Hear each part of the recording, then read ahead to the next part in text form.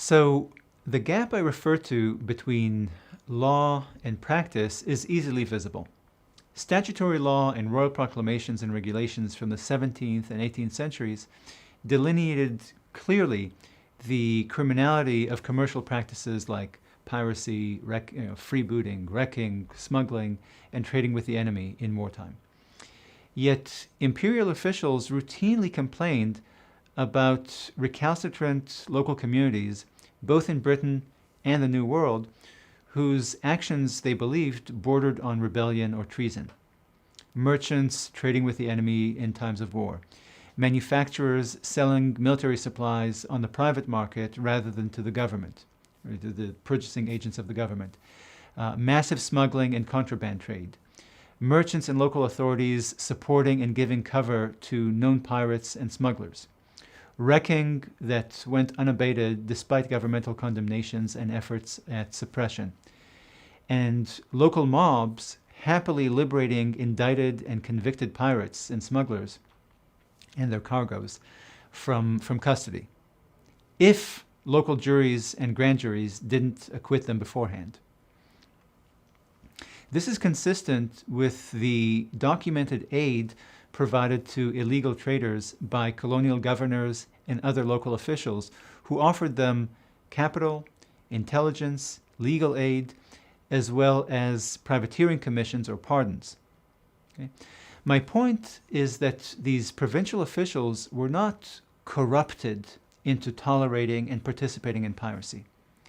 Local authorities simply shared the attitudes of their constituents and their neighbors on these issues. Freebooters and smugglers were not part of a fringe or underground criminal subculture. They conducted their trade in the open and enjoyed material, civic, and political rewards for their service to their local economies, communities, and governments. So, for example, when New York's Governor Bellamont hounded pirates and their backers, he triggered angry responses and intense political pressure from colonial subjects and their commercial associates in London. Local authorities obstructed his endeavors and tried to have him fired, claiming that the governor was secretly working in the service of the Dutch to drive trade away from New York. This strident opposition no doubt influenced Bellamont's successors to discontinue his policies. Okay? Constituents of local communities in New York and elsewhere across the Atlantic continued to see illegal traders as conventional and respectable merchants, and they resented and resisted efforts by imperial agents to hound and prosecute merchants and sea captains and crews for engaging in commerce. With regard to piracy, there was a lack of clarity even among 18th and 19th century jurists, let alone the general public, as to whether governments and courts had jurisdiction at sea. The U.S. Supreme Court, under the leadership of John Marshall, who was not shy about claiming far-ranging jurisdictions for the federal government, that court denied American claims to jurisdiction at sea. The Marshall Court held that activities outlawed by statute were in fact protected, or at least beyond the range of prosecution, on the high seas. Now, the mechanism by which King and Parliament aimed to communicate to constituents the criminality of these trades was harsh and effective enforcement. Okay? But the central government's enforcement efforts proved unequal to the task. Despite ratcheting up the law enforcement and public relations campaign against pirates, wreckers, smugglers, and their accomplices, and despite the increasing severity of penalties imposed on those convicted, the government did not curtail the volume of smuggling and freebooting. In fact, the scope of illegal trade actually increased. The campaign to suppress and delegitimize these trades, though not successful, offered agents of state authority an opportunity to articulate, through legislation, an ideology of law and of state. Okay? This vision and the policies it informed were actively and successfully resisted by British subjects, both high and low, who clung to a more archaic view of society, state, and law.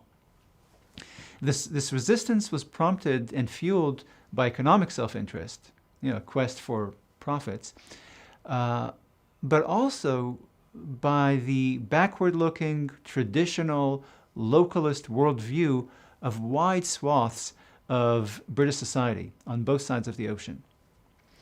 This is evidenced by the fact that this resistance was not merely impulsive or lawless. It was articulated in legalistic and constitutional terms. Local communities not only differed with Parliament and the courts and the court about the criminality of a host of commercial activities, like again piracy, wrecking, etc., but also denied the national government's claim to jurisdiction at sea and within these localities. This divergence between local communities and custom on the one hand, and the national government and statutory law on the other, was particularly evident with regard to the sister industries of piracy and smuggling. So the massive scope of illegal trade reveals an early modern commercial mentality, a conviction that commerce with rivals, enemies, pirates, wreckers, and smugglers was conventional and legitimate. Okay? But it also reveals an early modern political mentality. The investors and sailors involved in these trades saw themselves as law-abiding and patriotic subjects or citizens. Okay? Rather than elevating private interests above the public good, they were regarded as providing local communities with cheap goods and lucrative markets, as Bellomont's harsh experience in New York exemplifies. Trade with the enemy, freebooting, and smuggling were not products of a deficit of loyalty or loyalism and patriotism. They were merely products of a conventionally localist view of the economy and of the state. So despite the stream of statutes and regulations that became increasingly assertive and punitive, and despite the creation of the Preventive Service and the Coast Guard, and despite deputizing the Royal Navy and privateers to assist in this fight, law enforcement efforts remained inadequate to the task. Illegal trade and the black market it supported remained a key component of the British economy throughout the 18th and early 19th centuries, providing cheap goods for consumers and good jobs for many inhabitants in coastal communities. Not just sailors, but also dock workers, transporters, hawkers, retailers, and others. Okay. Central governments remained powerless to change, through legislation, the local practices of maritime trade as late as the mid-19th century. Okay. 19th century administrators charged with the task of enforcing metropolitan policies echoed the frustrated complaints of their 17th and 18th century predecessors, castigating locals for conspiring en masse with criminals against the authorities.